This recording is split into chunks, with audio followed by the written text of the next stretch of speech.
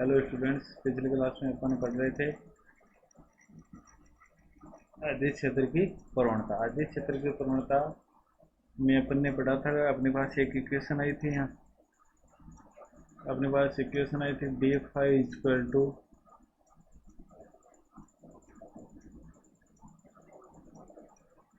Gradient five dot D R vector. ये equation अपने पास आई थी। इसको इक्वेशन नंबर अपन ने दिया था 5 नंबर इक्वेशन। ठीक है, यहाँ तक हो गया था। अब अपन करते हैं आगे कंटिन्यू। इससे आगे अपन पढ़ते हैं आगे आगे क्या होता है। Gradient five dot D R vector equal to अपने पास क्या आया था डी फाइव। ठीक है, अब लंबी वक्र रेखी निर्देश तंत्र में लंबी वक्र रेखी निर्देश तंत्र में पढ़ रहे हैं तो ग्रेडियंट फाइव है अपने पास। ग्रेडियंट फाइव को अपन क्या लिखें, लंबी वक्र रेखी निर्देश तंत्र के कोऑर्डिनेट कौन से थे, u1 u2 और u3। और इसके लिए अपन यूनिट वेक्टर क्या लिए थे, e1 कैप e2 कैप और e3 कैप ये लिए थे। तो अपन ग्रेडियंट फाइव तो इसको क्या लिखेंगे, g1 कैप लिख देते हैं प्लस g2 कैप लिख देते हैं प्लस g3 कैप। ग्रेडियंट को g1 g2 और g3 में डिवाइड कर दिया, तीन कोऑर्डिनेट में। इनके यूनिट वेक्टर क्या क्या ले लिए, e1 कैप e2 कैप और e3 कैप। ठीक है, ग्रेडियंट फाइव है। अब यहाँ पर अपने पास देखो क्या है, gradient five dot D R vector है। डी आर वेक्टर और चाहिए। अब आर वेक्टर लंबी वक्र रेखी निर्देश तंत्र में पढ़ रहे थे। आर वेक्टर किसका फंक्शन था, u1 u2 और u3 का। इसको सोल्व करने के बाद में अपने पास इक्वेशन आई थी डी आर वेक्टर। आंशिक अवकलन किया था, उसके बाद में इक्वेशन आई थी अपने पास d are vector equal to, एक इक्वेशन अपने पास पहले आई थी e1 cap h1 d1 plus e2 cap h2 du2 plus e3 cap h3 du3। ये इक्वेशन आई थी अपने पास d are vector.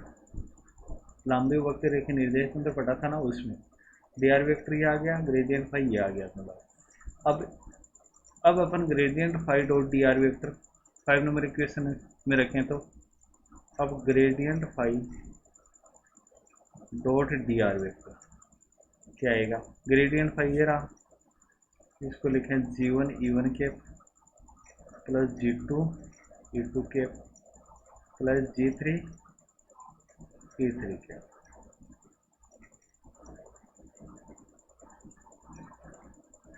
g3 e3 cap ये बन गया ग्रेडियंट। डी आर वेक्टर क्या है, e1 कैप h1 d1, इसको लिखें e1 cap h1 d1 plus e2 cap h2 du2 plus e3 cap h3 du3।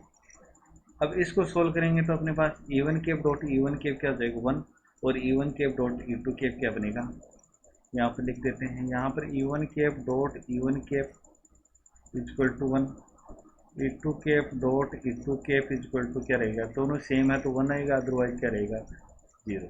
e3 cap dot e3 cap equal to क्या है 1, otherwise क्या है e1 cap dot e2 cap equal to क्या हो जाएगा 0, equal to e1 cap dot e3 cap. यहाँ से अपने पास e2 cap dot e1 cap equal to 0 हो जाएगा और e3 cap dot e3 cap dot e2 cap भी क्या हो जाएगा 0 हो जाएगा। और यहाँ से अपने पास e3 cap dot e1 cap भी 0 और e3 cap dot e2 cap भी 0। ठीक है, रखो इसमें। तो अपने पास इक्वेशन क्या बनेगी, gradient five dot D R vector equal to अपने पास क्या बनेगा, e1 cap dot e1 cap 1 otherwise 0। तो यहाँ से क्या बनेगा g1 h1 d1 plus g2 second से g2 h2 और du2 g2 h2 du2 और ये बनेगा g3 h3 du3। ये इक्वेशन बन गई अपने पास। ये किसके बराबर आ गई, d5। D phi equal to अपने पास क्या था, gradient phi dot D r, तो इस किसके बराबर होगी, डी फाई की। इसको इक्वेशन नंबर ले लेते हैं 6। यहाँ तक क्लियर है। अब आगे देखोगे, अब अपन निकालते हैं फाई। फाई किसका फंक्शन है, फाई फंक्शन है लंबे वक्र के निर्देश तंत्र की बात करें तो किसका फंक्शन है, u1 u2 और u3। ठीक है, अब यहाँ से डी फाई इजक्वल टू क्या आएगा, पार्शियल डिफरेंशियल करें तो del phi upon del u1 d u1, ये तो पहले कर चुके हैं अपन, del phi upon del u2 d u2 plus del phi upon del u3 d u3। ठीक है, इसको इक्वेशन में लेते हैं 7। ये हो गया 6 अपने पास आई थी 7। एक बार 6 इक्वेशन भी लिख लेते हैं, क्या आई थी अपने पास। 6 नंबर इक्वेशन आई थी gradient phi dot D R vector equal to क्या था, g1 h1 d1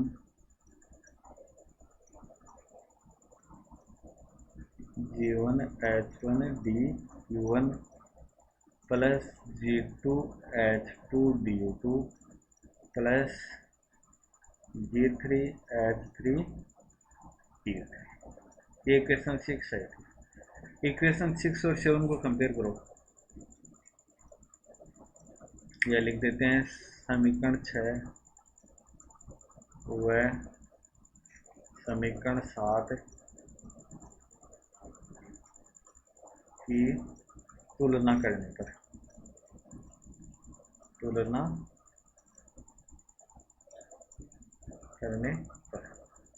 समीकरण 6 और 7 की तुलना करो तो अपने पास देखो इसमें डी फाई ये भी किसके बराबर है, डी फाई है, इसको लिख सकते हैं डी फाई इक्वल टू, दोनों बराबर हैं तो डी फाई डी वाई दोनों को कंपेयर कराओ, g1 h1 d1 equal to अपने पास बनेगा del phi upon del one d1, दोनों में d1 है, एक को लिख के बता देता हूँ, g1 h1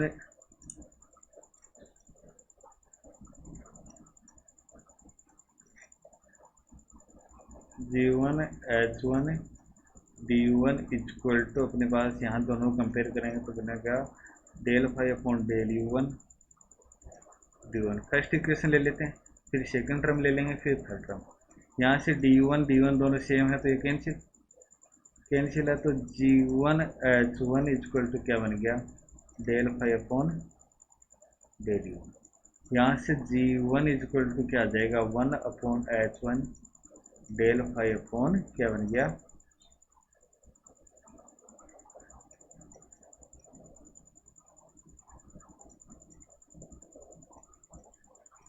del phi upon del u1 बन गया g1 इक्वल टू तो ये आ गया। इसी प्रकार अपने पास क्या आ जाएगा, g2 इक्वल टू क्या बनेगा, सेकंड टर्म, दोनों कंपेयर कराएंगे तो अपने पास से वही बनेगा 1 upon h2 del phi upon del u2, और g3 इक्वल टू क्या बन जाएगा, 1 upon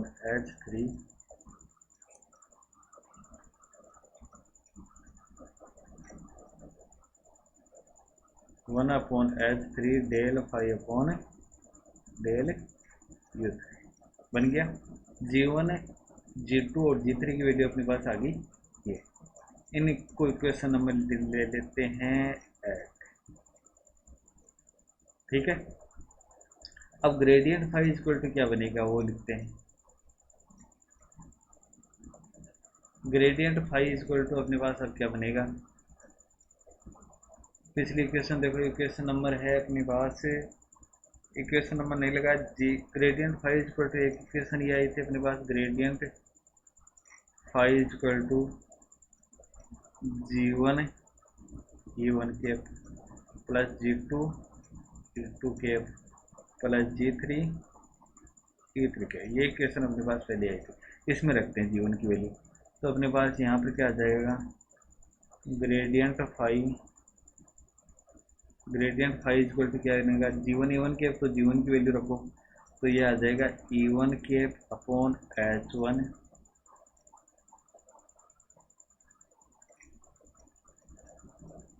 E1 cap upon H1 del phi upon del U plus E2 cap upon H2 del phi upon del U2 plus E3 cap upon H3 बन जाएगा del phi upon del U3।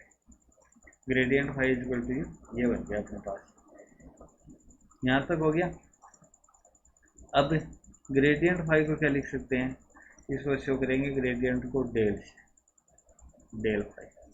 तो अपने पास del phi equal to क्या लिख सकते हैं, gradient phi. Gradient को किससे शो किया, डेल से। ग्रेडियंट फाई इक्वल टू अपने पास क्या बनेगा, इसको लिख देते हैं E1 cap upon H1 del phi upon del U1 plus E2 cap upon H2 del phi upon del U2 plus E3 cap upon H3 del phi upon del U3। ये equation आ गई अपने पास, ये इक्वेशन आ गई। अब next ये equation आ गई अपने पास। Equation कौन सी आई थी, डेल फाई इक्वल टू क्या होना था अपने पास, डेल फाई इक्वल टू अपन ने लिखा था gradient phi, gradient phi equal to अपने पास क्या था, E1 cap upon H1 del phi upon del U1 plus E2 cap upon H2 del phi upon del U2 plus E3 cap upon H3 del phi upon del U3। ये question आ गई। अब इसको क्या लिख सकते हैं, डेल फाई इक्वल टू, यहाँ से देखो E1 केप अपॉन H1, इसको लिख देते हैं डेल अपॉन डेल